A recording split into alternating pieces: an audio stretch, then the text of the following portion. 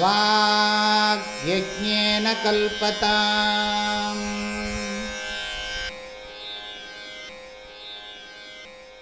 ॐ सहना भवतु सहनौ भुनक्तु सह वीर्यङ्करवावहै तेजस्विनावधीतमस्तु मा विद्विषैः।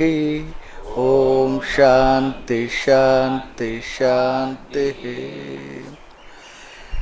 தத்துவபோத வகுப்பினுடைய ஒவ்வொரு துவக்கத்திலையும் இதற்கென்று இருக்கக்கூடிய மங்கள ஸ்லோகம் இருக்குது. அந்த ஸ்லோகம் வந்து உங்களிடத்தில் கொடுத்துருக்க புத்தகத்தில் முதல் இதில் 14வது பக்கத்தில் இருக்குது, பின்னால் 188வது பக்கம் அதுலேயும் இருக்குது.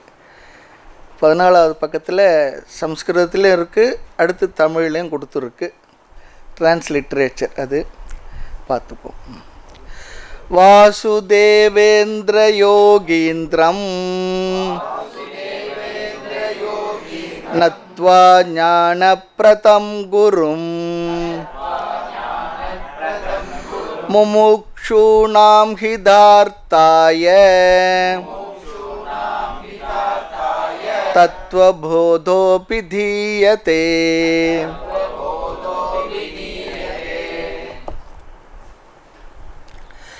இந்த முகாமில் இன்று முதல் தத்துவபோதம் என்ற நூலை இறை அருளாலும் ஸ்ரீ குரு அருளாலும் படிக்க துவங்குகின்றோம். இந்த நூலானது ஆதிசங்கரால் எழுதப்பட்டதாக கருதப்பட்டு வருகின்றது. இந்த நூலினுடைய சிறப்பு அம்சம் என்ன?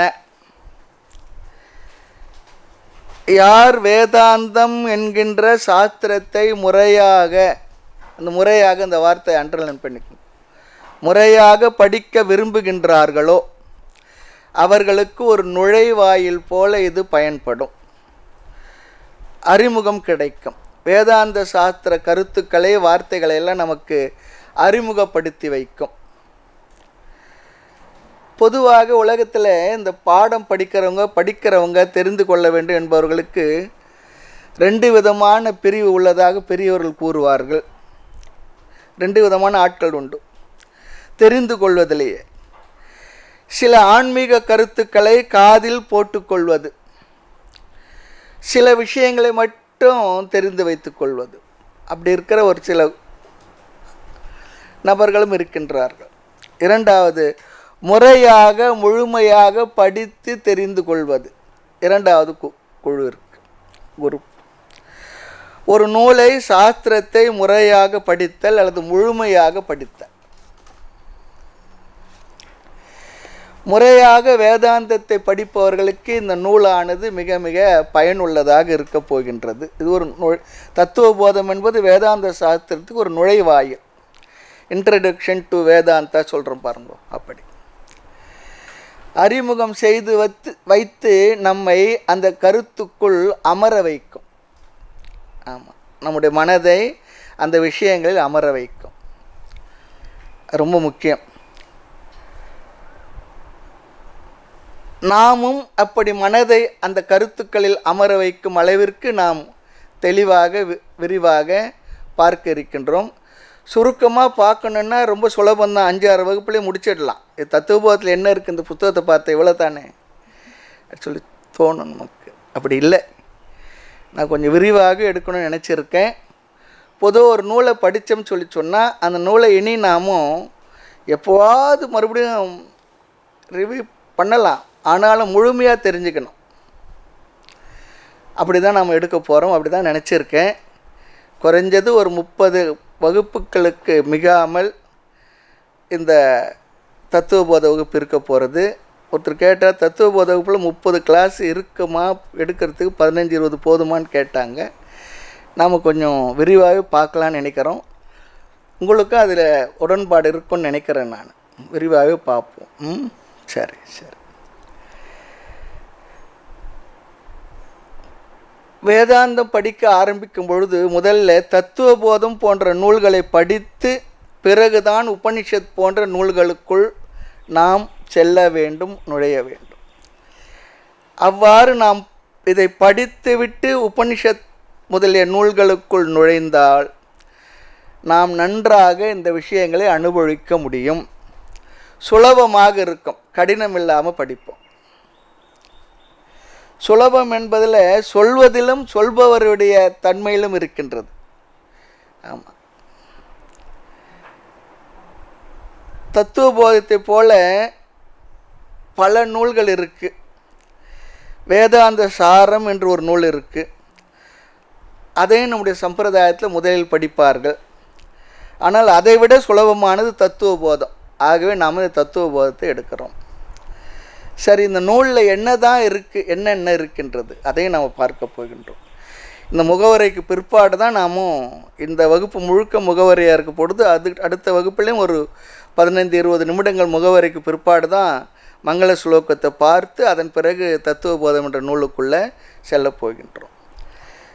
சரி, இந்த நூலில் என்ன தான் சொல்லப்பட்டிருக்கு, வேதாந்த நூல்களில் அல்லது வேதாந்த விஷயங்களில் என்னென்னெல்லாம் நாம் படிக்க போகின்றோமோ, படிக்க விரும்புகின்றோமோ, அனைத்தினுடைய சாராம்சம் இதில் இருக்குது.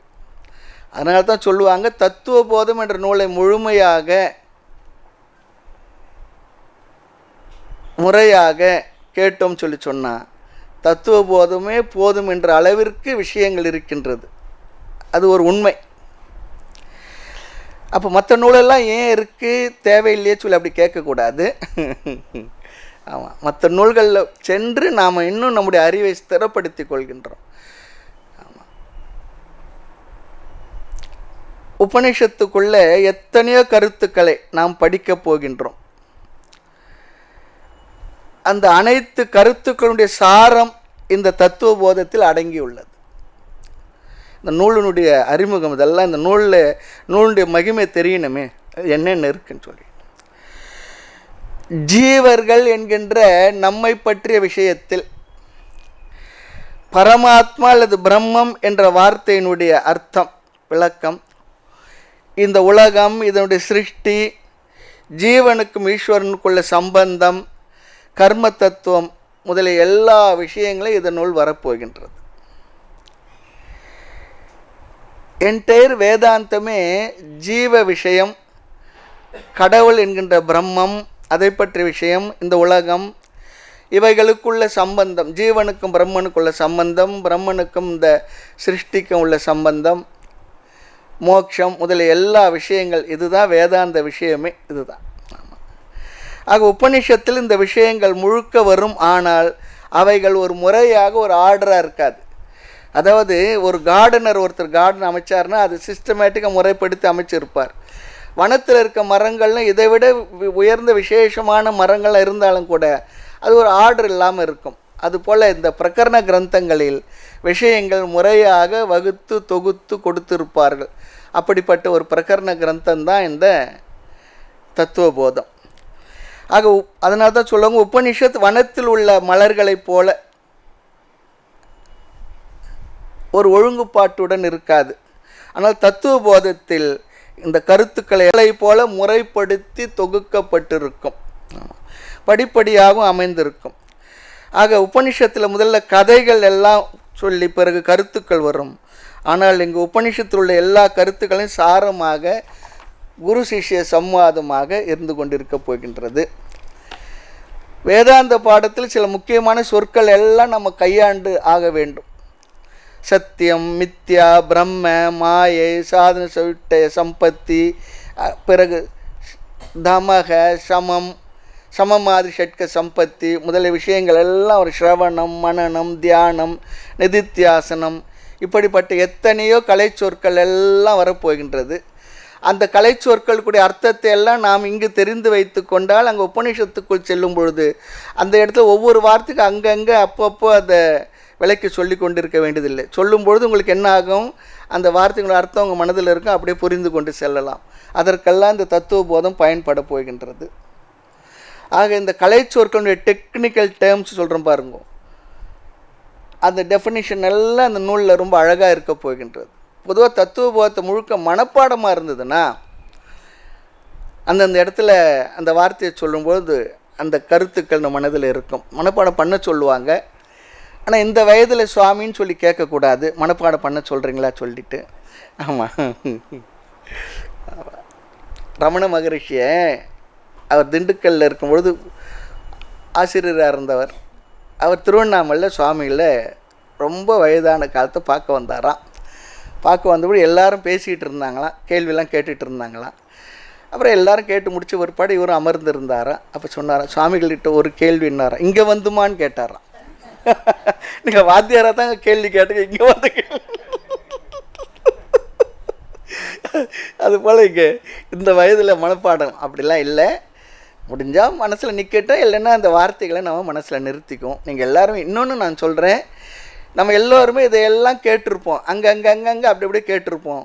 அதையெல்லாம் ஒரு முறைப்படுத்தி கேட்குறதுக்காக ஒரு குவாலிட்டி டைம் கொடுத்து இங்கே வந்திருக்கும். ஆகினால் உங்களுக்கு எல்லா விஷயம் தெரிஞ்சது தான், தெரியாத விஷயம் அப்படிலாம் இல்லை, அறிமுகமாகாத வார்த்தைகளும் இருக்காது. ஆனால் அது ஒரு சிஸ்டமேட்டிக்காக படிக்கிறதுக்காக நம்ம இப்போ இது ஒரு புது முயற்சியாக இங்கே நம்ம ஆரம்பிச்சிருக்கோம். அது வந்து பிரயோஜனமாக இருக்கும்னு நான் நினைக்கிறேன். ஏற்கனவே இதெல்லாம் தெரியும் சொல்லி சொன்னால் அது மறுபடியும் ஞாபகப்படுத்திக்கும். ஆக இந்த கலை சொற்களுடைய டெக்னிக்கல் டேர்ம்ஸ், இதனுடைய இலக்கணங்கள் எல்லாம் இந்த நூலில் முறையாக அமைந்திருக்கின்றது. ஆக உபனிஷத்துக்களில் கையாளப்படுகின்ற அதிகமாக கையாளப்படுகின்ற சொற்களுடைய விளக்கம் இலக்கணம் எல்லாம் முறையாக இங்கே வரும்.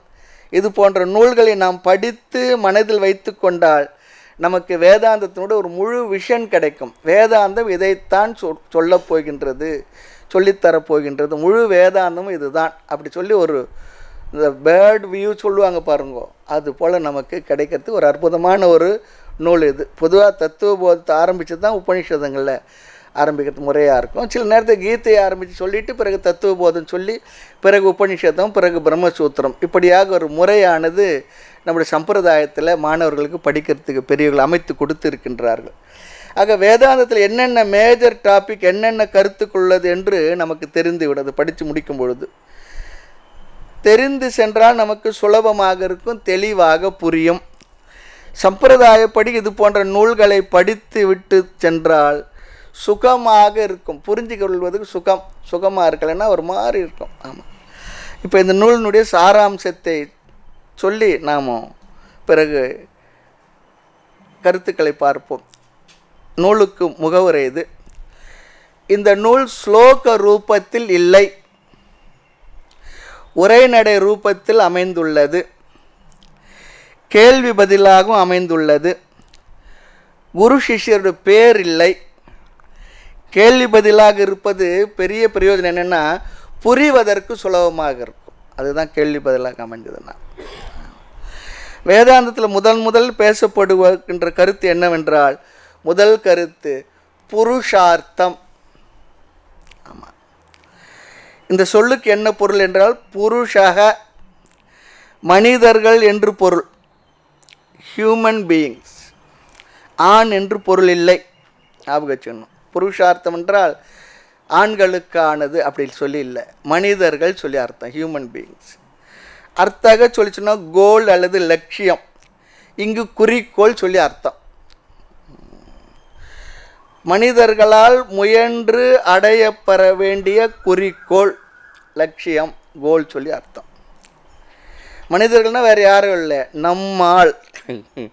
நம்மால் அடைய வேண்டிய இலக்கு, குறிக்கோள் என்று பொருள். புருஷானாம் சாத்தியம், ஆமாம், நம்மால் அடையக்கூடியது. இதைத்தான் சாஸ்திரம் முதல்ல டிஸ்கஸ் பண்ணோம். சாஸ்திரம் சொல்லுகின்றது மனிதர்களால் தான் ஒரு இலக்கை நிர்ணயிக்க முடியும், அதற்கான சாதனங்களை கண்டுபிடித்து கடைபிடித்து அந்த லட்சியத்தை அவனால் அடைய முடியும். இது இந்த உலகத்தில் படைக்கப்பட்ட உயிரினங்களில் மனிதனுக்கு மட்டுமே முடியக்கூடியது, வேறு உயிரினங்களுக்கு அப்படி இல்லை. அப்போ மனிதனுக்கு தான் புருஷார்த்தம் இருக்கின்றது சொல்லி அர்த்தம். அது மட்டும் இல்லை, மனிதனுக்கு மட்டும்தான் இருக்கணும். ஒரு லட்சியம் இல்லாமல் வாழ்ந்தால், இலக்கு இல்லாமல் வாழ்ந்தால், செயல் செய்தால் அவர்களை மனிதன் என்று சொல்ல முடியாது சொல்கிறார். குறிக்கோள் இல்லாது கெட்டேன்னு சொல்கிறார் பாருங்க. குறிக்கோள் இருக்கணும். அதான் சொல்லுவாங்க. ஒரு திடீரென்று அர்த்தமில்லாத எதோ செய்கிறார் சொல்லி சொன்னால் அதுக்கு என்ன சொல்லுவோம்? திடீர்னு ஒருத்தர் அங்கே ஓடுறார், இங்கே ஓடி வரார், ஏதோ பண்ணுறார், உட்காந்துருக்காருன்னா அவர் அவர் ஏதோ ஆகியிருக்குன்னு சொல்லி அர்த்தம். ஆமாம், ஏதோ ஆயிட்டுதுன்னு அர்த்தம். நம்ம பைரவர் இருப்பார் இல்லையா சில நேரத்தில். ஆமாம், உங்களோட ஓடி வர என்னோ பண்ணோம் சொல்லுவாங்க, நாய்க்கு வேலை இல்லை ஆனால் நிற்க நேரம் இல்லை. ஆமாம், கேட்டால் அவ்வளோ பிஸியாக இருப்பார் அவர். ஆமாம், ஓடுவார், ஓடி வருவார், என்னென்னோ பண்ணுவார், என்னென்னு தெரியாது. ஆமாம். ஆக மனிதர்களாக இருந்து விட்டால் எந்த ஒரு காரியம் செய்தாலும் அதற்கு ஒரு லட்சியம் இருக்கணும். இல்லை, அவர் ஒரு லட்சியமாக ஒரு குறிக்கோள் இல்லாத செய்துக்கிட்டு இருக்காருன்னா, குறிக்கோள் இல்லாத செய்கிறது அவர் லட்சியமாக இருக்கலாம். ஆமாம், லட்சியம் இல்லாமல் செயல் செய்கிறேன்னு சொல்லி சொன்னால் டைம் பாஸ்ட் அல்லது அட்லீஸ்ட் என்ன பொழுதுபோக்குக்காவது ஏதோ செய்வார் சொல்லி அர்த்தம். ஒன்றுமே இல்லை அவர் செய்கிற செயல். ஏன்னா ஒன்றும் இல்லை என்பது ஒன்று இருந்துக்கிட்டு இருக்குது, அதுதான் அவருடைய கோலாக இருக்கணும். ஆக சில பேருடைய கோல் ரொம்ப காஸ்ட்லியாக இருக்கலாம், சில பேருடைய கோல் ரொம்ப சீப்பாகவும் இருக்கலாம், எப்படி வேண்டுமானு இருக்கலாம். ஆனால் ஏதாவது ஒரு லட்சியத்துக்காக தான் நம்முடைய வாழ்க்கையை அமைத்து கொள்ள வேண்டும், இருக்க வேண்டும். அடுத்த கேள்வி, நாம் நினைக்கலாம், கேட்கலாம், ஏன் கோல் இருந்தாக வேண்டும்? மனிதனுக்கு ஏன் கோல் இருக்கணும் இல்லையா? ஏன் மிருகம் போல் வாழ்ந்துட்டு போகலாமே? ஒரு காலத்தில் ஹிப்பீஸ் ஆரம்பித்தாங்க, ஒன்றுமே இல்லாத எப்படி ஒன்றா வாழலாம். ஆனால் முடியல, ரொம்ப நாள் அப்படி முடியல. ஆமாம், ஏனென்றால் மனிதர்களுக்கு தேர்ந்தெடுக்கிற வாய்ப்பு கொடுக்கப்பட்டிருக்கு. வாய்ப்பே கொடுக்கலன்னா மனிதனால் கோலை தேர்ந்தெடுக்க முடியாது. மனிதனுக்கு அப்படி இயற்கை அப்படி அமைத்து கொடுக்கவில்லை, இறைவனுடைய படைப்பும் அப்படி இல்லை. உனக்கு தேர்ந்தெடுக்கும் வாய்ப்பு கொடுக்கப்பட்டிருக்கு. படைக்கும் போதே பகவான் சாய்ஸை கொடுத்து படைத்து விட்டார். ஆமாம், அப்படி படைத்ததுனால தான் நமக்கு புருஷார்த்தம் இருக்க வேண்டும் என்று சாஸ்திரம் நமக்கு அறிமுகப்படுத்துகின்றது. இப்போ கேள்வி என்னென்னா, ஏன் நமக்கு புருஷார்த்தம் இருக்க வேண்டும்? கேள்வி கேட்டு கேட்டு பதிலை பார்த்துட்டு போவோம். ஏன் என்ற கேள்வி கேட்காமல் வாழ்க்கை இல்லைன்னா கேள்வி கேட்டு தெரிஞ்சுக்குவோம். நம்ம அதற்கு ஒரே பதில் என்னென்னா, நமக்கு சாய்ஸ் இருப்பதனால புருஷார்த்தம் இருக்கிறது சொல்கிறார். ஒரு கால் நமக்கு தேர்ந்தெடுக்கின்ற வாய்ப்பே இல்லை என்று வைத்துக்கொள்வோம். அப்போ ஒரு கோல் என்பது இருக்க வேண்டியதில்லை, இருக்காது. ஆமாம், இப்போ ஒருத்தர் சொன்னார், ஒரு வாழைப்பழம் மட்டும் வச்சுருக்கு, அதை போய் எடுத்துங்கன்னு சொல்லி சொன்னால் நமக்கு சாய்ஸே இல்லை, வாழைப்பழத்தை தான் எடுத்துகிட்டு வரோம். அங்கே இருக்க தட்டில் வேறு வேறு பழமெல்லாம் இருக்குதுன்னு சொல்லி சொன்னால் என்ன பண்ணுவோம்? செலக்ட் பண்ணுவோம். ஒரு பஸ்ஸில் ஏறுறோம், ஒரே ஒரு சீட்டு இருந்தால் என்ன பண்ணுவோம்? ஓடி போய் அதில் உட்காந்துக்குவோம். ஒரு 5-6 சீட்டு இருந்தால் என்ன பண்ணுவோம்? அப்படி இப்படி பார்ப்போம், செலக்ட் பண்ணுவோம் இல்லையா? ஆமாம். ஆக சாய்ஸ் இருக்குது. எதில்? தேர்ந்தெடுக்க வாய்ப்பும் கொடுத்திருப்பதால். அது தேர்ந்தெடுக்க வாய்ப்பு இருக்குது, சாய்ஸ் கொடுக்கப்பட்டிருக்கு. மிருகங்களுக்கெல்லாம் தேர்ந்தெடுக்கிற வாய்ப்பு கொடுக்கப்படலை. தன்னுடைய ஜீவிதத்திற்காக மட்டுமே அவைகள் வாழ்ந்து கொண்டிருக்கின்றது. ஒரு பறவையோ, நாயோ, யானையோ, நரியோ, சிங்கமோ, புலியோ, அதுக்கெல்லாம் எந்த தேர்ந்தெடுக்க வாய்ப்பும் இல்லை. ப்ரோக்ராம் லைஃப்பு அவ்வளோதான். அது எப்படி படைக்கப்பட்டது அப்படியே வாழ்ந்து, அப்படியே இருந்து, அப்படியே சென்று விடுகின்றது, மடிந்து விடுகின்றது. ஆனால் ஒவ்வொரு மிருகத்துக்கும் ஒவ்வொரு கேரக்டர் இருக்குது இல்லையா? ஒவ்வொரு உணர்வு இருந்து கொண்டு இருக்கின்றது. அது இயற்கையாக அமைந்து விட்டது. ஆக அதுக்கு தேர்ந்தெடுக்கிற வாய்ப்பே இல்லை. எவ்வளோ நாள் தான் சமைக்காத மாமிசமே சாப்பிட்டுக்கிட்டு இருந்து நினைக்குமா? எவ்வளோ நாள் தான் பிள்ளையே சாப்பிட்டுருக்குறது சொல்லிட்டு பசு நினைக்குமா? இல்லையா? எதுனா ஒரு ஹோட்டலுக்கு போய் ஒரு நல்ல ஒரு மசால் தோசை சாப்பிட்டு வரேன்னு நினைக்குமா? அப்படிலாம் நினைக்காது. அது ஒரு சிங்கம் திடீரென்று நான் நிறைய போல் இருக்கேன்னு நினைக்காது. ஒரு பசு திடீரென்று புளியை போல் இருக்கணும்னு நினைக்காது. ஆமாம், சாய்ஸ் இருந்தால் ஒவ்வொரு மிருகமும் ஒவ்வொரு விதமாக மாறி இருக்கலாமாக்கும். ஆக உணவு பழக்கத்தை கூட அவைகள் மாற்றிக்கொள்வதில்லை, மாற்றிக்க முடியறதில்லை. திடீரென்று நம்ம வெறும் வைக்கோலே சாப்பிட்டுக்கிட்டு இருக்கோம். தவிடே நமக்கு கொடுத்துக்கிட்டு இருக்காங்க, புண்ணாக்கே கொடுத்துக்கிட்டு இருக்காங்க. ஒரு ஃபாஸ்ட்டு ஃபுட்டு, பிஸ்ஸா இல்லையா, இதெல்லாம் எக்ஸெட்ரா எக்ஸெட்ரா, அதெல்லாம் போய் வரலாமா? அதே போல் இருப்பிடம் பாருங்கள், அது கூட வீடு கூட அவைகளை மாற்றி அமைத்து வாழ முடியாது. எப்படி இருக்கோ அப்படி வாழ்ந்துக்கிட்டு இருக்கு. ஆக எந்த மிருகத்தை எடுத்தாலும், எந்த அனிமல் எடுத்தாலும் கூட, அனிமல் சைக்காலஜி படித்தோம்னா அந்த மிருகம் இப்படித்தான் இருக்குன்று நமக்கு நன்கு தெரியும். வரையறுக்கப்பட்டிருக்கும். ஆனால் மனிதனுக்கு மட்டும் சாய்ஸ் கொடுக்கப்பட்டிருக்கிறதுனால உணவில் மாற்றம் வருது, இருப்பிடத்தில் மாற்றம் வருது, உடையில் மாற்றத்தை விரும்புகின்றான். எல்லா விஷயங்களும் அவன் மாறி அமைந்திருக்கின்றான், மாற்றத்தை பயன்படுத்தி கொள்கின்றான், மாறவும் செய்கின்றான். அதில் சந்தேகம் இல்லை.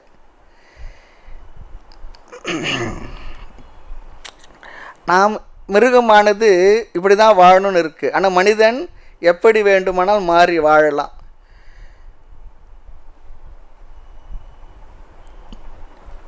நமக்கு இயற்கையில் ஒரு குணம் இப்படி தான் இருக்குன்னு சொன்னால் என்ன பண்ணுறோம்? முயற்சி செய்து அந்த குணத்தை மாற்றி அமைப்பதற்கான முயற்சியை செய்கின்றோம். நம்மை நாம் மாற்றிக்கொள்ளலாம். அதனால தான் நம்ம சொல்கிறோம், முன்பெல்லாம் அப்படி இருந்தார், இப்போ அப்படி இல்லை. நல்லதில் இருக்கலாம், வேறு மாதிரியும் இருக்கலாம். முதலாம் நல்லா இருந்தார், இப்போல்லாம் கோயிலுக்கெல்லாம் போயிட்டு வந்த பிற்பாடு வேதாந்த பாடலாம் படித்த பிற்பாடு கெட்டு போயிட்டாருன்னு சொல்லலாம். முந்தெல்லாம் கெட்டவராக இருந்தார், இப்போ எல்லாம் படிச்சுட்டு வந்து கோயிலுக்கெல்லாம் போயிட்டு வந்து ஆசிரமத்துலாம் போயிட்டு வந்து சாமியார் கூடலாம் சேர்ந்து நல்லா இருக்காருன்னு சொல்லலாம். ஆனால் உலகத்தில் என்ன சாமியார் கூட சேர்ந்து கெட்டு போயிட்டாருன்னு நிறைய சொல்கிறாங்க. கெட்டு போயிட்டாருன்னா அவங்களுக்கு ஏற்றாப்புல அவங்க நினைக்கிறாப்புல நம்ம வாழலை. அவங்க கூட மொத்தமாக சேர்ந்து கும்பலில் சேரலை. நம்ம ஒரு தனித்தன்மையோடு நம்ம மாறி இருக்கணும். நம்முடைய செயல்களில், பேச்சில், பாவனைகளில் மாற்றம் வருது. அவங்களால உடனே அக்செப்ட் பண்ணிக்க முடியறதில்ல. முதல்ல நம்ம கூப்பிட்ட இடத்துலாம் வருவார், இப்போ வரமாட்டுறாரு. ஆஷ்ரம் போகிறாரு, அங்கே என்ன தான் இருக்குது அப்படி கேள்வி கேட்குறாங்க இல்லையா? உள்ளது தானே, அப்படி தானே. அதான் சொன்னார், முன்ன ஒரு ஆடு இப்படி இருந்தது, இப்போ சிங்கம் மாதிரி மாறிடுச்சு இல்லையா? நாய் முந்தினால் ரொம்ப நன்றி உணர்வுடன் இருந்தது, இப்போல்லாம் நாய்க்கு நன்றி உணர்வே இல்லை அப்படிலாம் சொல்ல முடியுமா? அது அப்படியே தான் இருக்குது. ஆடு ஆடாக தான் இருக்குது, நாய் நாயாக தான் இருக்குது, சிங்கமாக தான் இருக்குது, புலியாக தான் இருக்குது, யானையாக தான் இருக்குது. ஏனென்றால் சாய்ஸ் இருந்ததுன்னா ஒரு மிருகமும் மாறி இருக்கும். சாய்ஸ் இல்லாதனால அது அப்படியே வாழ்ந்து கொண்டிருக்கின்றது. மனிதனுக்கு சாய்ஸ் இருக்குது, அதனால தான் மனிதன் மாறிவிட்டான்னு சொன்னான். ஆமாம், மனிதன் மாறிவிட்டான். ஆக நீ எப்படி வேண்டுமானாலும் வாழலாம், நம்மை மாற்றிக்கொள்ளலாம், மேலானவனாக மாற்றிக்கொள்ளலாம், கீழானவனாக மாற்றிக்கொண்டு வாழலாம். சரி, புத்தர் ராஜ்யத்தை விட்டு சொல்லிக்கொள்ளாமல் புறப்பட்டுட்டார். பிறகு தன்னுடைய யாத்திரையில் அந்த ஊருக்கு வரார், அந்த அரண்மனைக்கு வரார். தன்னுடைய பூர்வாசிரம மனைவியையும் சந்திக்கிறார். அந்த அம்மா அப்பாயின்மெண்ட் கேட்டார். அப்போ அந்த அம்மா சொன்னாங்க, என்ன நான் தப்பு பண்ணினேன், என்னிடத்துல கூட சொல்லிக்கொள்ளாமல் செல்வதற்கு என்ன காரணம்? எவ்வளோ பேர் என்னென்ன சொல்கிறாங்க, புண்ணியவதி என்ன பண்ணாங்களோ தெரியல.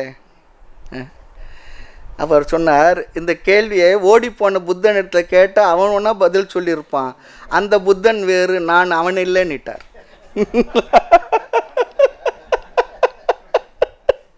ஓடிப்போன புத்தன் ஓடியே போய்விட்டான், இவன் வேறுன்னு சொல்லிட்டார். எப்படி பாருங்க, you are addressing the wrong person சொன்னார். ஆமாம், அவன் திரும்பி வந்தால் வேண்டுமானால் உன்னுடைய கேள்விக்கு பதில் சொல்லுவானாக்கும் சொன்னார்.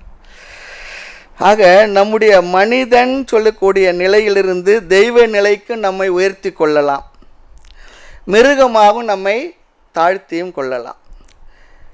காரணம், நமக்கு சாய்ஸ் இருக்கு, வில் பவரும் கொடுக்கப்பட்டிருக்கின்றது. அதுதான் சொல்லணும். மாற நினைத்தால் மாறலாம், வழியா இல்லை பூமியில். பாட்டு வேற பாட்டு. மாற நினைத்தால் மாறலாம். எங்கு சாய்ஸ் வில் பவர் இருக்கின்றதோ, எங்கு தேர்ந்தெடுக்கும் வாய்ப்பும் கட்டாயம் இருந்து கொண்டு இருக்கும். ஆமாம், இயல்பாக இருக்கும். ஆக புருஷார்த்தம் வந்து விட்டது, லட்சியம் நமக்கு கிடைத்திருக்கின்றது, சாய்ஸும் நமக்கு இருக்குது. அதனால் என்ன பண்ணுறோம், இந்த சாய்ஸுடன் பகவான் வேறொன்றும் கொடுத்து விட்டார், படைத்துள்ளார் நமக்கு. என்ன அது சொன்னால், எது தர்மம் எது அதர்மம் என்ற அறிவும் நமக்கு சேர்த்தே கொடுத்திருக்கின்றார். ஒரு சிங்கம் மானை அடித்து சாப்பிடுதுன்னா நமக்கு பார்த்தா என்ன தோணும்? அதர்மமாக தோணும், பாவமாக தோணும். ஆனால் அதுக்கு என்ன சாய்ஸ் இல்லை, வேறு வழியில். அதுக்கு உணவு அதுதான், அதுக்கு தர்ம அதர்மெல்லாம் இல்லை. ஆனால் மனிதர்களுக்கு அறிவையும் கொடுத்திருக்கின்றார், இயற்கையாக நமக்கு கொடுத்திருக்கின்றார். இயற்கையிலே நமக்கு தர்ம அதர்ம அறிவு இருக்கின்றது. தர்மசாஸ்திரத்தை படித்தும் நாம் இந்த அறிவை பெற்றிருக்கலாம். இல்லை என்றாலும் நம்முடைய மனதிலேயே இந்த தர்ம அறிவு நமக்கு கொடுக்கப்பட்டிருக்கு. எப்படி தெரியும் பார்த்தா, சில செயல்களை செய்யும்பொழுது நமக்கு இதை ஏன் செய்கின்றோம் என்ற குற்ற உணர்வு வருது பாருங்கள். தென்னெஞ்சு அறிவது பொய்யற்க, எல்லாருக்கும் அது கொடுக்கப்பட்டிருக்கு. ஆமாம், அதனால் கான்ஃப்ளிக்ட் இருக்குது, சந்தேகம் இருக்குது, நிறைய பிரச்சனைகள் இருக்குது. இது ஒரு பேசிக் லான்னு சொல்கிறாங்க. எது தர்மம் இல்லையா? இதுக்கு ஒரு சிம்பிள் விளக்கம் ஒருத்தர் சொல்கிறார். எதெல்லாம் எனக்கு நல்லதோ, எதெல்லாம் மற்றவர்களுக்கு நல்லதோ அதுதான் தர்மம். அப்போது எது தர்மம்னு சொல்லி சொன்னால், எது எனக்கு வேண்டுமோ அது மற்றவர்களுக்கும் வேண்டும், எது எனக்கு வேண்டாமோ அது மற்றவர்களுக்கும் வேண்டாம். இதுதான் தர்மத்துக்கு ரொம்ப ரொம்ப ரொம்ப ரொம்ப சிம்பிள் டெஃபினேஷன். என்னிடம் பிறர் கோபப்படக்கூடாது, என் பொருளை பிறர் அபகரிக்கக்கூடாது, என்னை திட்டக்கூடாது, என்னிடம் யாரும் பொய் சொல்லக்கூடாது. அதே போல் நானும் அப்படி நடந்து கொள்வது. வாணிபம் செய்வார்க்கு வாணிபம் பேணி பிறவும் தம்போல் செய்யின்னு சொன்னார் பாருங்க திருவள்ளுவர். அது போல ஆக இப்படி நம்மையே அளவுகோலாக வைத்து தர்ம அதர்ம ஞானமும் நமக்கு கொடுக்கப்பட்டிருக்கின்றது. சாய்ஸ் இருக்குது, வில் பவர் இருக்குது, எல்லாம் நமக்கு இருக்கின்றது. அப்போ என்ன, லட்சியமும் நமக்கு வந்து விட்டது, மேலும் ஒரு அறிவும் கொடுக்கப்பட்டுள்ளது. இன்னொரு அறிவும் ஒன்று இருக்குது எக்ஸ்ட்ரா. இன்னொன்று என்ன தெரியுங்களா? எது உண்மை எது பொய், இதெல்லாம் விலங்குகளுக்கு குறைவாகத்தான் கொடுக்கப்பட்டிருக்கு.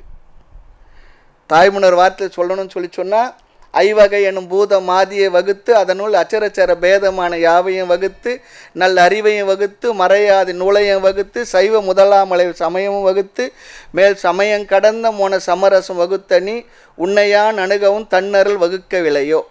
பொய் வளரும் நெஞ்சினரில் காணாத காட்சியே பொய்யிலா மெய்யரில் போத பரிபூரண அகண்டிதாகாரமாய் போக்குவரவற்ற பொருளே தெய்வமறை முடிவான பிரணவ ஸ்வரூபியே சித்தாந்த முக்தி முதல். ரொம்ப அழகாக சொல்கிறேன், எல்லாம் வகுத்து கொடுத்துருக்கேன்.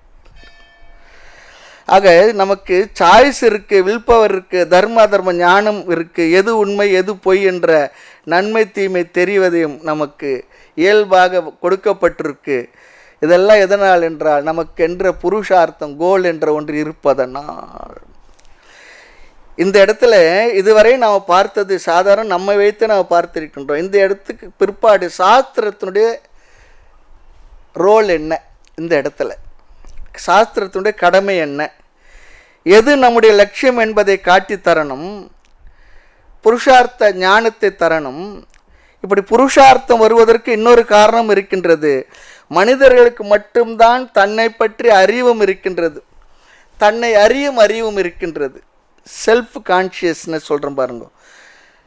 மனிதனுக்கு நான் மனிதன் என்ற அறிவு இருக்கா இல்லையா? சில நேரம் நம்ம சொல்லுவோம், எனக்கு கோபம் வந்தால் நான் மனுஷனாக இருக்க மாட்டேன். இப்போ அவர் மனுஷனாக இருக்கிறது தான் நினச்சிக்கிட்டு வேறு இருக்கார், அது விஷயம் வேறு.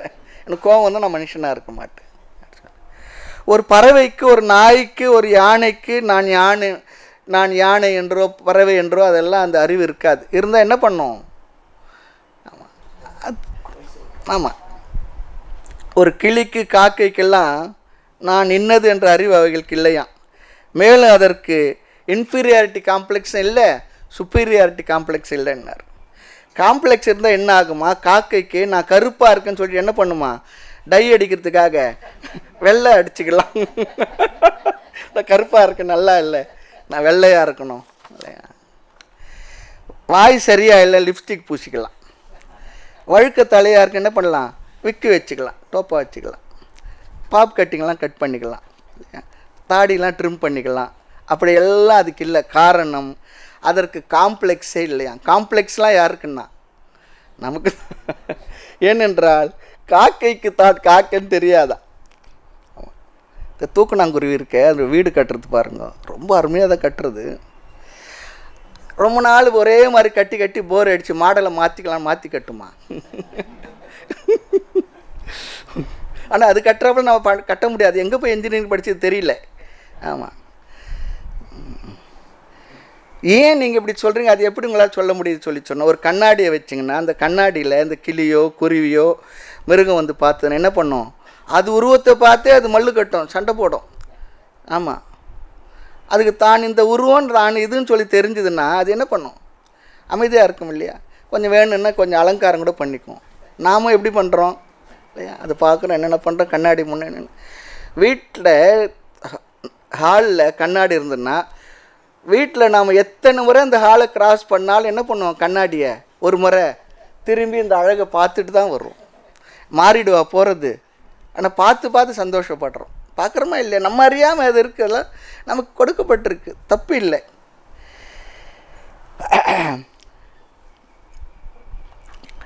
ஆக மிருகத்துக்கு தன்னுடைய சக்தி ஆற்றல் அளவு தன்னை பற்றி அறிவு தெரியாது. இல்லைன்னா யானை பாருங்க, யானை மேலே ஒரு ஆள் உட்காந்துக்கிட்டு, சாதாரண ஒரு ஆள், அதை விட 100ல் 1 பங்கு இருக்க மாட்டான், உட்கார வச்சுட்டு போகிறது, அவன் சொல்கிறதெல்லாம் செய்யுது. யானைக்கு தன்னுடைய சக்தியும் உருவமும் ஞாபகம் இருந்தால் இதெல்லாம் பண்ணுமான்னா பண்ணாது. ஆக மனிதனுக்கு மட்டுமே தன்னை பற்றிய அறிவு, self awareness, self consciousness, self knowledge இதெல்லாம் கொடுக்கப்பட்டிருக்கு. அதனால் எல்லாவற்றையும் அடக்கி ஆண்டு தன்னுடைய அறிவினால் இந்த உலகத்தில் எவ்வளவு விதமான விஷயங்களை உருவாக்கி இருக்கின்றான், சந்தேகம் இல்லை. அதனால் என்ன, அதனால் இன்னொன்று இருக்குது மைனஸ் பாயிண்ட்டு, எத்தனையோ சோகங்களும் துயரங்களும் அவனுக்கு வந்து அமைந்திருக்கின்றது. ஆக இந்த காரணங்களினால் மனிதனுக்கு லட்சியம் ஒன்று இருந்துதான் ஆக வேண்டும். எப்படிப்பட்ட லட்சியம் என்பது வேறாக இருக்கலாம், உயர்ந்ததா அது தாழ்ந்ததா சாதாரணமானதா. பெரிய லட்சியங்கள்லாம் கேட்டோம்னு சொன்னால் நமக்கு ரொம்ப சிரிப்பாகவும் இருக்கும். இதெல்லாம் ஒரு லட்சியமானு சொல்லி தோணும். ஆனால் அவர்களுக்கு அவருடைய மனதிற்கு அதில் ஒரு ருச்சி இருக்கின்றது, அதை ரியல் நினைக்கிறாங்க, அதற்காக முயற்சி செய்கின்றார்கள். அப்போ லட்சியம் சொல்லி சொன்னால் அடுத்து அதை அடைவதற்குரிய வழியும் இருக்கணுமே. ஒரு டெஸ்டினேஷன் சொல்லி சொன்னால் அதை அடைவதற்கு மோட் ஆஃப் டிரான்ஸ்போர்ட்டேஷன் இருக்கணுமே. அதையும் செய்கின்றார்கள் மனிதர்கள். சாஸ்திரமே சாதன சாத்தியத்தை அழகாக சொல்லி கொடுக்கும். அதுதான் இப்படிப்பட்ட நிலையில் சாஸ்திரத்தினுடைய பொறுப்பு, ரெஸ்பான்சிபிலிட்டி என்ன அப்படி சொல்லி கேட்டால் இந்த இடத்துல தான் வேதாந்தத்தினுடைய பங்கே வருகின்றது. வேதாந்தம் நம்முடைய லட்சியங்களை நன்கு முறைப்படுத்தி கொடுக்கின்றது. அதையும் 4 வகையாக பிரித்து கொடுத்துள்ளது. உன்னுடைய லட்சியங்கள் இவைகளாகத்தான் இருக்கின்றது என்று சொல்லி நமது இலக்குகளை பிரித்து அதை தெளிவாக விளக்கி காட்டி நமக்கு தெரியாத சில விஷயங்கள் லட்சியங்களையும் நமக்கு எடுத்து கொடுக்கின்றது, அறிமுகப்படுத்துகின்றது. ஆக்சுவலாக நாம் ஏதோ ஒன்று தேடிக்கொண்டு தான் இருக்கோம். எதுன்னு தெரியாத ஏதோ ஒன்று தேடிக்கிட்டு இருக்கோம். என்ன தேடுகின்றோம் சொல்லி கேட்டால் எங்கே இருக்கிறோம் சொல்லி தெரிஞ்சுக்கலாம். ஆனால் மனிதன் என்ன தேடுறன்னு தெரியாமல், எங்கே இருக்குன்னு தெரியாமல் ஏதோ தேடிக்கொண்டிருக்கிறான். ஆக எனக்கு எது என்று தெரியவில்லை, ஆனால் தேடுகின்றேன் என்றாலும் சாஸ்திரமானது இல்லை, நீ இதைத்தான் தேடுகின்றாய், நீ தேடுவது உண்மையில் இதுதான் என்று, இதைத்தான் என்று நமக்கு காட்டி தருகின்றது. அது வேதாந்த சாஸ்திரத்தினுடைய முதல் வேலையாக இருக்கின்றது. அடுத்தது என்ன என்று தெரிந்த பிற்பாடு சாஸ்திரம் அதை அடைய வழியையும் காட்டி தருகின்றது.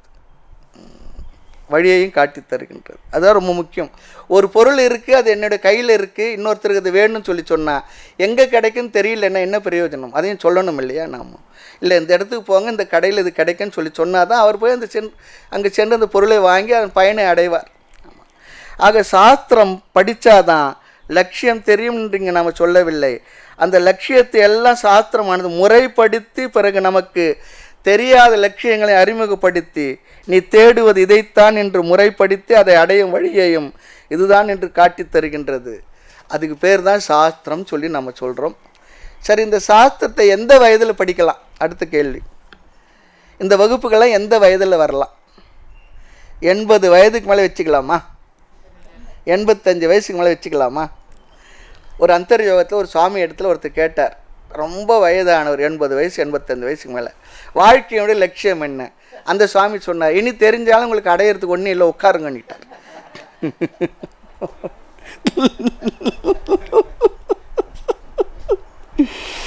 80 வயதுக்கு மேலே எந்த லட்சியத்தை வச்சு என்ன பிரயோஜனம் சொன்னார்? ஆக எவ்வளவு சீக்கிரம் தெரிந்து கொள்ளணுமோ அவ்வளவு சீக்கிரம் தெரிந்து கொள்ள வேண்டும். இந்த இடத்துல தான் ஒரு விசேஷம் என்னென்னா, மற்ற விஷயங்கள்லாம் சப்ஜெக்டெல்லாம் ஆட்களில் டிஃபரன்ஸ் இருக்கும். ஆனால் வேதாந்த பாடத்தில் மட்டும்தான் பேரனும் உட்காந்து கேட்பார் ஆர்வம் இருந்தால், தாத்தாவும் உட்காந்து கேட்பார். ஆமாம், கேட்க முடியும். அப்படி ஒரு விசேஷம் இதில் இருக்கு. சில நேரத்தில் தாத்தா டிவி பார்த்து வீட்டில் உட்காந்துருப்பார், பேரன் வேதாந்த வகுப்பில் தத்துவ போதத்தில் உட்காந்துட்டு இருப்பார். அதுவும் இருக்கும்.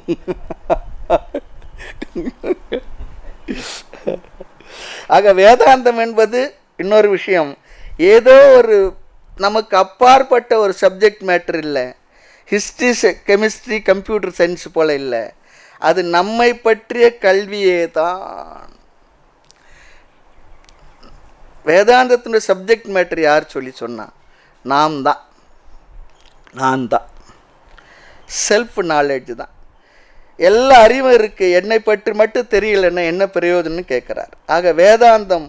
அடுத்து இன்னொரு விஷயம், வேதாந்தம் போர் சொல்லி சொன்னால் நான் போருன்னு சொல்லி அர்த்தம். ஒரு வேளை சொல்கிறவர் வேணும்னா போர் அடிக்கிறாப்போல சொல்லலாமாக்கும். ஆமாம், இல்லையா? எளிமையாக அவர் சொல்லி கொடுக்கணும்.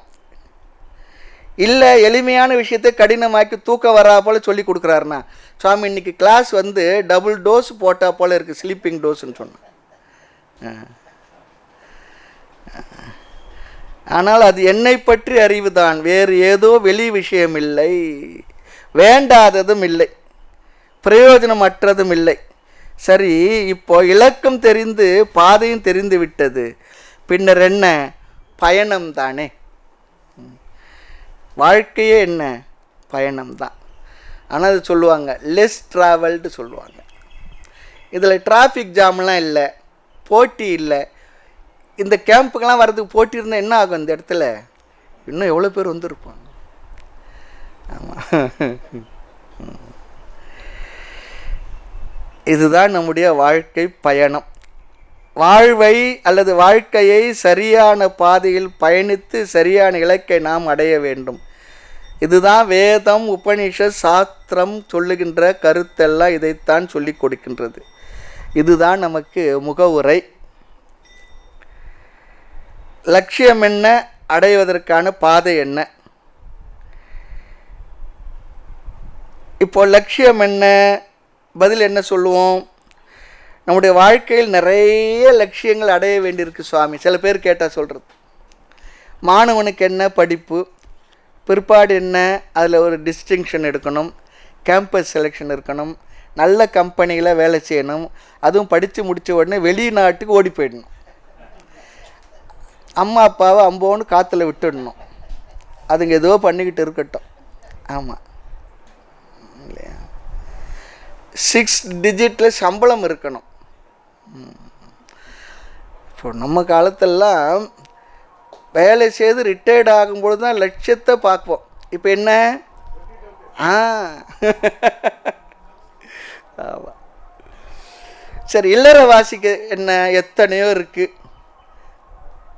குழந்தை வளர்ச்சி, அதோட முன்னேற்றம், படிப்பு, வேலை, நல்ல சம்பளம், இல்லையா? நல்ல டாக்டரின்லா, நல்ல சன்னின்லா, எல்லாம் வேணுமே. எல்லாம் கனவு தான். ஆனால் லட்சியங்கள் காலத்துக்கு காலம் மாறும், இடத்திற்கு இடம் மாறும், மனிதனுக்கு மனிதனும் மாறும். ஒருவருக்கு அடைந்து விட்ட லட்சியமானது இன்னொருவருக்கு அடைய வேண்டியதாக இருக்கும். இதுவும் இருந்துக்கிட்டு தான் இருக்குது, இல்லையா? ஆக இப்படி ஆயிரக்கணக்கான குறிக்கோள்கள் இருந்தாலும் கூட, ஆசைகள் இருந்தாலும் கூட, அவைகள் அனைத்தையும் சாஸ்திரம் 4 விஷயத்தில் பிரித்து சொல்லிவிடுகின்றது. 4 பிரித்து சொல்லிடுறது, 4 தலைப்பில் அடக்கி விடுகின்றது. சில லட்சியம் தற்காலிகமான லட்சியமாக இருக்கலாம், சிலது ஃபைனல் கோலாகவும் கூட நமக்கு இருக்கலாம். இருந்தாலும் பிரித்து சொல்லக்கூடியதாக இருக்கின்றது நமக்கு சாஸ்திரங்கள். ஆக அடுத்து வாழ்க்கையில் எதை தேடினாலும் இந்த 4 தான் என்ன பண்ணணும்? போடும். இந்த 4 பெட்டியில் தான் எல்லா லட்சியம். நமக்கு ஆயிரக்கணக்கான லட்சியம் சொன்னாலும் இந்த 4க்குள்ளே தான் அடக்கும். ஆமாம், அது என்ன? அது அறிமுகப்படுத்திக்குவோம். தெரியும், தர்ம, அர்த்த, காம, மோட்சம். தமிழில் அறம், பொருள், இன்பம், வீடு. ஒவ்வொன்றையும் நாம் பார்ப்போம். இதையெல்லாம் நாம் ஏற்கனவே தெரிந்த வார்த்தை தான், படித்தும் இருப்போம். இருந்தாலும் இங்கே தெரிஞ்சுக்குவோம். சுருக்கமாக தான் பார்க்க போகிறோம். நூலுக்குள்ளே போய் மற்ற விஷயங்கள் தெளிவாக பார்ப்போம். முதல்ல அர்த்தக, பொருள். அறம் பொருள் இன்பம் வீடு என்று ஆர்டராக இருந்தாலும் கூட நாம் ஒரு வரிசையில் எடுத்துக்கிடுறோம். இந்த 4 வார்த்தைக்கு நமக்கு எல்லோருக்கும் அர்த்தம் பொருள் தெரிந்திருக்கும். ஆனால் நாம் ஏற்கனவே புரிந்த அர்த்தம் பொருள் இது இல்லை. இப்போ நாம் பார்க்க போகிறது தான் இங்கே தெளிவாக பார்க்க போகின்றோம். புரிந்து கொள்ள வேண்டிய புதிய அர்த்தம் இங்கு இருக்கின்றது. இந்த வார்த்தையில் பொருள் அல்லது அர்த்தம் என்றால் என்னவென்றால், மனிதன் முதலில் எதை தேடுவான்? ஒரு கேள்வி கேட்கறது. தர்ம அர்த்த காமம் இருந்தால் நம்ம அர்த்தத்தை முதலில் எடுத்துக்கிடுறோம். இதில் ஒரு கேள்வி கேட்கறது, மனிதன் முதலில் எதை தேடுவான், எதை நாடுவான்? வாழ்க்கைக்கு அடிப்படையான தேவைகளைத்தான் நாடுவான். பேசிக் ஆப்ஜெக்ட்ஸ் அல்லது பேசிக் நீட்ஸ் அவனுக்கு வேண்டும், அதை தேடுவான். அது என்ன? உணவு, உடை, இருப்பிடம்.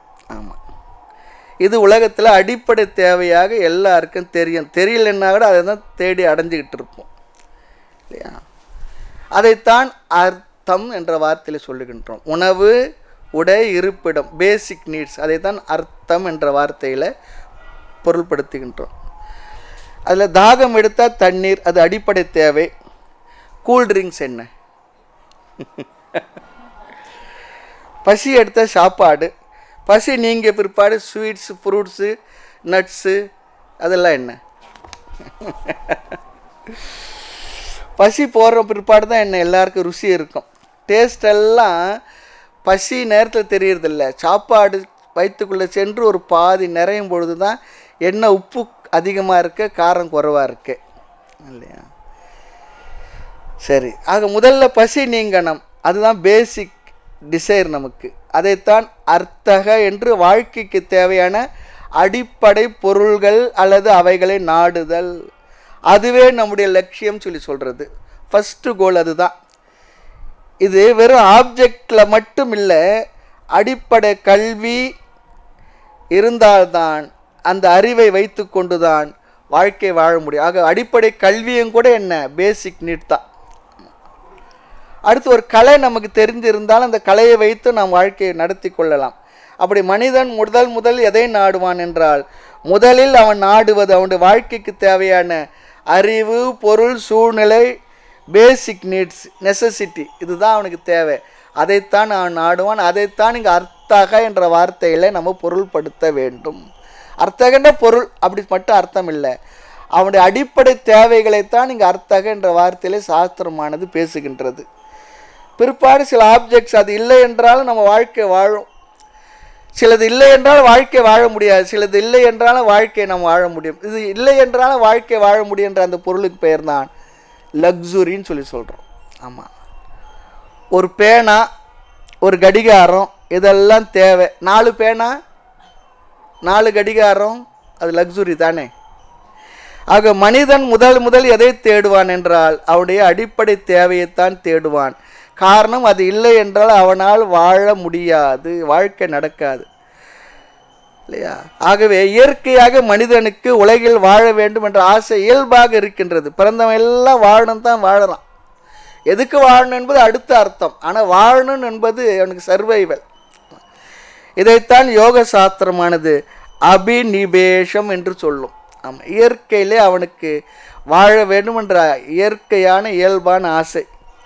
ஆக அபிநிவேஷம் சொல்லி சொன்னால் உயிர் பற்று, உயிரை விடக்கூடாது என்ற பேசிக் அவனுக்கு உள்ளே இருந்து கொண்டு இருக்குது. இதனால தான் பாருங்க, ஒரு குழந்தைய ஒரு தாயோ மற்றவங்களை தூக்கும் பொழுது என்ன பண்ணாது? கையை பிடிச்சி அவங்க எதையோ பிடிச்சிக்கும். அதுக்கும் அந்த பயம் இருக்குது. ஆமாம், பேசிக்காக இருக்குது. இதுதான் அர்த்தம் என்ற வார்த்தையில் நாம் தெரிந்து கொள்ள வேண்டும். இதுதான் நம்முடைய ஃபஸ்ட்டு பர்சியூட். அடுத்தது, அவனுக்கு தேவையானதெல்லாம் கிடைச்ச பிற்பாடு அவனுடைய மனது மகிழ்வாக இருக்குமா? மகிழ்வாக இருக்குமா? ஒருத்தன் ஒரு பாலைவனத்தை நடந்து போயிட்டு இருந்தானா, நடுவில் ஒரு மரம் இருந்து, அப்பாடா அப்படி சொல்லிட்டு எவ்வளோ கஷ்டம் இருந்துன்னு பாருங்க. சென்று நிழலுக்கு கொஞ்சம் ஒதுங்கின பிற்பாடு அவனுக்கு தோணுச்சான், பசியாக இருக்குது, சாப்பாடு கிடைச்சா நல்லாயிருக்கும். சாப்பாடு வந்துட்டது.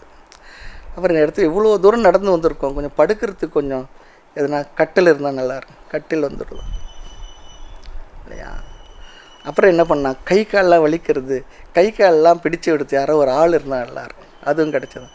அதோடு இருந்தால் நிம்மதியாக தூங்கியிருக்கலாம் இல்லையா? அவனோட கர்மா வேலை செய்து பாருங்க. ஆமாம், இப்படி இடத்துல இதெல்லாம் வந்துக்கிட்டு இருக்கு. ஒரு சிங்கமோ புலியோ வந்து என்ன ஆகுன்னா வந்துடுச்சான். இதுதான் பெரிய ட்ரிக்கு. மனுஷன் அதோடு நிற்கிறது இல்லை. ஒருவன் அர்த்தத்திலேயே உண்ண உணவு, செய்ய வேலை, இருக்க இடம், உடுக்க உடை கிடைத்தால் அதிலேயே நிறைவு அடைந்து மகிழ்ந்து விடுவான் என்றால், அப்படின்னா யாருமே என்னவா ஒருத்தர் சொன்னார், ஜெயிலிருந்து வெளியே வர விரும்ப மாட்டாங்களாம். ஏன்னா எல்லாம் கிடைக்கிறது இலவசமாக. ஆனால் அது வந்து வெளியே வரணும்னு நினைக்கிறானே, ஏன்? அவனுக்கு சுதந்திரமாக இருக்கணும் அந்த எண்ணம் அவனுக்கு இருக்குது. என்ன கொடுத்தாலும் அவனுக்கு அதில் மட்டும் மகிழ்ந்து விடுவான இல்லை. அதே போல் அடிப்படை தேவைகள் மட்டும் நாம் நிறைவேற்றி கொண்டால் அதில் மட்டும் நாம் மகிழ்ந்திருப்போம் என்றால் இல்லை. படித்து திருமணமாகி நல்ல வேலை, ஒரு சொந்த ஃப்ளாட் இருக்கணும் இல்லையா? அப்புறம் ஒரு கார் இருக்கணும், கொஞ்சம் எஃப்டி இருக்கணும், பேங்க் பேலன்ஸ்லாம் எப்போவுமே இருக்கணும். அக்ஷய பாத்திரம் போல் அல்ல குறையாத எடுக்க ஏடிஎம்மில் எவ்வளோ எடுத்தாலும் அப்படியே இருக்கிறாப்புல இருந்துக்கிட்டு இருக்காப்புல இருந்தால் நல்லாயிருக்கும். நல்ல மாமனார் கிடைச்சாருன்னா போட்டுக்கிட்டே இருக்கணும். மருமக பிள்ளைக்கு ஆசை தானே. சரி, இதெல்லாம் இருந்தால் லைஃப் இஸ் ஓவர் அப்படி சொல்லி நினைக்கிறோமா? மனநிறைவு வருகின்றதா? இல்லை இல்லையா? இதெல்லாம் இருந்தாலும் மனம் நிறைவை அடைவதில்லை. முதலில் அர்த்தத்தை தான் மனம் நாடுகின்றது. இருந்தாலும் கூட அடைந்த பிறகு அவனை அறியாமல் மனம் சுகத்தை, இன்பத்தை அடுத்து நாடுகின்றது சொல்கிறார். இதுக்கு பெஸ்ட்டு எக்ஸாம்பிள் என்னென்னா, முதல்ல பசி எது கிடைச்சாலும் சரி, பிற்பாடு கொஞ்சம் பசி அடங்கிய பிற்பாடு ருசி தெரிகின்றது. ருசி சென்ற பிற்பாடு என்னென்னா, ருசிக்காக சாப்பிட ஆரம்பிக்கும். பசி சென்ற பிற்பாடு ருசிக்காக சாப்பிட ஆரம்பிக்கின்றோம். சொன்னார், சில பேர் வீட்டில் சாப்பிட்ட பிற்பாடு தான் நல்ல ஐட்டம்லாம் வருமா வெளியில். பாதாம், பொரிச்ச முந்திரி, ஐஸ்கிரீமு, நொறுக்கு தீனி, அது சாப்பிட்டதை விட கூட அதிகம். இதெல்லாம் ஏனென்றால் அடிப்படை தேவை நிறைந்த மனித மனம் சுகத்தை, இன்பத்தை நாடுகின்றது. அடுத்து விலங்குகளைப் போல இல்லாமல் மனிதனுக்கு வெட்கம் என்ற உணர்வு இருக்கின்றது. அதனால் என்ன ஆகின்றது? ஆடை தேவை. ஆடை இல்லாத மனிதன் அரை மனிதன் சொன்னாலும் கூட அடுத்து ஆடை தேவை. ஆடையில் எவ்வளவு கோளாறெல்லாம் இருக்குது, டிசைனு, ரிசர்ச்சு எல்லாம் இருக்குது, விதவிதமான டிசைன், அதில் ஒரு இன்பம். ஆமாம், ஒருவர் சொன்னார், நான் சன்னியாசி எடுக்காத காரணம் என்ன தெரியுங்களா? ஒரே ட்ரெஸ்ஸு போட்டுக்கிட்டு இருக்கணும், அதனால் நான் எடுக்கலைன்னுட்டார். கலர் கலராக போடணும், அது முடியல. டிசைன் போட முடியாது சொல்லி அதில் ஒரு சுகம் இருக்குது, உண்மைதான். ஆக அர்த்தம் என்று சொன்னால் உடலை மறைக்க, வெயில் குளிருக்கு பாதுகாப்பு, அவ்வளவுதான். ஆக இன்பம் என்றால் அதில் ஒரு அழகு, நிறம், மேட்சிங் எல்லாம் பார்க்கறது, எல்லாம் மேட்சிங். கண்ணாடியிலேருந்து, சட்டையிலேருந்து இல்லையா, வாட்சிலேருந்து எல்லாம் மேட்சிங்காக இருக்கணும். ஆமாம், இந்த ட்ரெஸ் செலெக்ஷன் இருக்கே, இந்த கடைக்கு போனால் அந்த கடையில் அந்த பையன் ஆட்களுக்கு ரொம்ப பொறுமை இருக்கணும். எத்தனை எடுத்து போட்டாலும் அவ்வளவும் பார்த்துட்டு இது எதுவுமே பிடிக்கலன்னு அப்புறம் வருவாங்க. அவங்க அந்த முகத்தை பார்க்கணும். அவரை அடுத்த கடைக்கு எல்லாம் போயிட்டு மறுபடியும் முதல் வந்த கடையிலே முதல் எடுத்து போ அதை கொடுப்பான்னு வாங்கிட்டு வருவோம். அதுவும் தாய்மார்கள் அழைச்சிட்டு போன ஆண்களுக்கு இருக்குது பாருங்க, அவர் பெருசாக ஒரு சேர் போட்டு ஏதோ ஒரு இடத்துல உட்காந்துடுவார். இப்போ ஆண்களும் அப்படி தான் இருக்காங்க, இல்லைன்னு சொல்ல முடியாது. ஆமாம், அதே போல் தான் வீடும் கூட. வெயில் மழைக்கு வீடு வேணும். ஆனால் இன்றைக்கி பாருங்கள் என்னென்ன பிளானு, இன்டீரியர் டெக்கரேஷன். இங்கே உள்ள அவரோட மனசு இன்டீரியர் டெக்கரேஷன் பண்ணுறதுக்கெல்லாம் பெரிய ஆசை இல்லை. வீட்டில் இன்டீரியர் டெக்கரேஷன் அதுக்கு தனியாக. ஆமாம், அதுக்கு தனியாக படிப்பெல்லாம் இருக்குது. காரணம் என்னென்னா, அதெல்லாம் பெறுகின்ற சுகம் அவருக்கு ரொம்ப மகிழ்ச்சி தருகின்றது. இன்னொரு உட்கார சேர் இருக்குது பாருங்க, கட்டில் இருக்குது பாருங்க, சமைக்கின்ற பொருள்கள் பாத்திரங்க எல்லாத்துலையும் என்னென்ன மாறி இருக்குது, அவ்வளோ வளர்ந்துருக்கு. கார் ஒரு இடத்துல இன்னொரு இடத்துக்கு பயணம் போகிறதுக்காக, ஆனால் எத்தனை வெரைட்டி இருக்குது. ஆக வாழ்க்கையில் பேசிக் நீட்ஸ் தான் அர்த்தம் சொல்கிறோம். ஆனால் நாம் இன்று அதிக காலத்தை இன்பத்திற்காகவே செலவிடுகின்றோம். அதனால் இரண்டாவது லட்சியம் என்ன? எதுக்காக இவ்வளோ தூரம் வந்தோன்னா, இரண்டாவது லட்சியம் என்ன? முதலில் அர்த்தம் முதல் லட்சியமாக இருந்தால் இரண்டாவது லட்சியம் காமக. காமக சொன்னால் இன்பம் அல்லது கம்ஃபர்ட்ஸ். ஆமாம், இங்கும் காமக என்றால் இன்பத்திற்காக தேடப்படும் பொருள் என்ற அர்த்தம். ஆமாம், இன்பத்திற்காக தேடப்படும் பொருள் என்ற அர்த்தம். முதலில் வாழ்க்கைக்கு தேடப்படும் பொருள், இரண்டாவது இன்பத்திற்காக தேடப்படும் பொருள். சொல்லுவார் ஒருத்தர், உணவுக்கு அமர்ந்தவுடன் தெரியும் எவ்வளோ பசிக்கு, எவ்வளவு ஆரோக்கியத்திற்கு, எவ்வளவு ருசிக்குன்னு சொல்லி தெரியும் இல்லையா? எவ்வளவு இன்பத்திற்கு அல்லது நாக்குக்குன்னு தெரியும். உண்மையிலேயே நம்முடைய உடலுக்கு தேவையான உணவு கொஞ்சம்தான், மனசுக்காகவும் ருசிக்காக தான் என்ன ஆகின்றது. அதனால தான் சொல்லுவோம், நம்ம எவ்வளவு சாப்பிடணும் என்பதை நாம் நிர்ணயிப்பதில்லை, தட்டில் வந்து விழுகின்ற பொருளை வைத்துத்தான் அங்கே நிர்ணயமாகின்றது. நல்லா இருந்ததுன்னா கூட 2 சாப்பிட்டுடுவோம். சாப்பிட்டுட்டு என்ன பண்ணுவோம், முடியல சொல்லி சொன்னால், ஏம்மா இவ்வளோ போட்டுட்டேன்னு அவங்க கேட்பாங்க. நான் எவ்வளோ போட்டாலும் சாப்பிட்டது நீங்கள் தானே.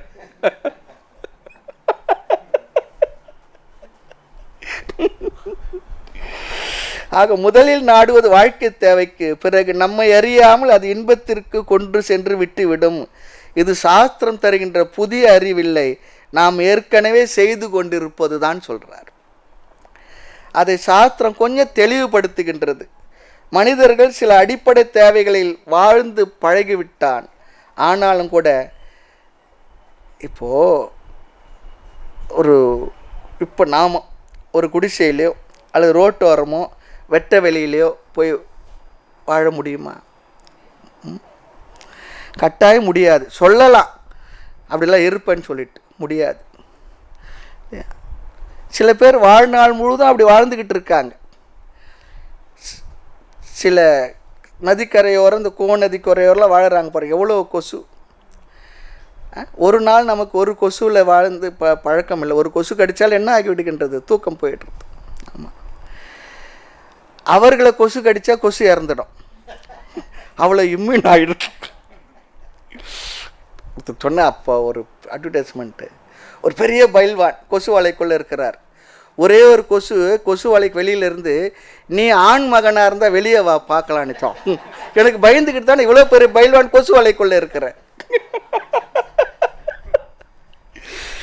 ஆக நாம் வாழ்ந்து பழகலை, அவர்கள் வாழ்ந்து பழகி உள்ளனர். ஆக உணவு, உடை, இருப்பிடம் எல்லாமே எப்படி பழகினோமோ அதெல்லாம் என்ன ஆகிவிட்டது என்றால், லக்ஸுரி எல்லாம் நமக்கு இப்பொழுது நெசசிட்டி ஆகிவிட்டது. ஆமாம், முன்பெல்லாம் வெறும் விறகு அடுப்பு, பிற்பாடு ஸ்டவ் வந்தது, கேஸ் வந்தது, இப்போ எலக்ட்ரிக் அடுப்பு எல்லாம் வந்துவிட்டது.